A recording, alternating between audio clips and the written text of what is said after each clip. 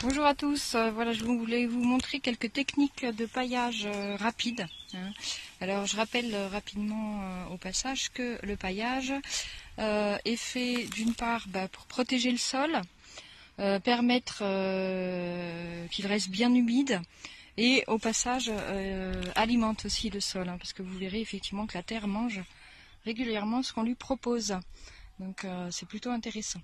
Alors ici j'ai simplement mis de l'herbe de tonte séchée, c'est-à-dire que je vais tondre de temps en temps et puis j'apporte une bonne couche, vous allez voir, de tonte, d'herbe de tonte séchée. Alors là, voilà, ici on a effectivement une terre mélangée à du terreau, qui s'est au fur et à mesure des années, avec tout ce que j'ai apporté à la terre, voilà, qui reste très meuble, très riche, et qui reste bien sûr humide. Donc tout l'été, voilà, vous allez pouvoir protéger votre terre comme ça, et du coup, il n'y a pas besoin d'arroser quasiment. Moi, c'est très rare en fait quand j'arrose l'été.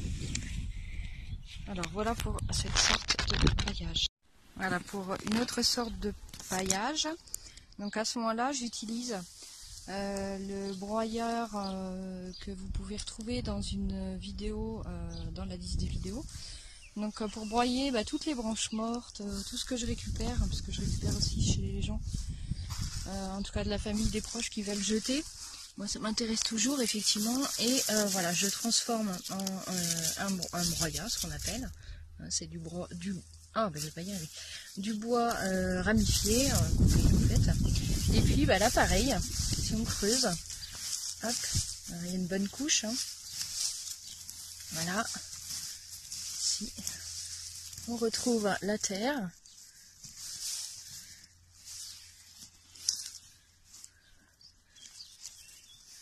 Voilà, une terre bien souple. Vous voyez, je creuse à la main là.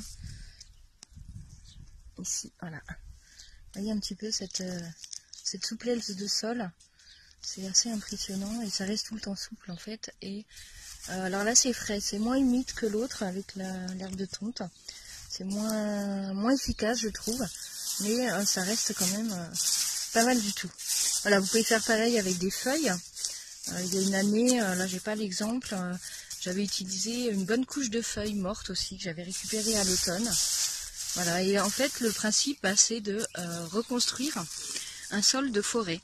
Vous voyez bien qu'en forêt, la forêt elle n'a pas besoin de nous pour non seulement se nourrir, elle pousse toute seule grâce justement à tout ce qui tombe au sol et cette couche d'humus au sol.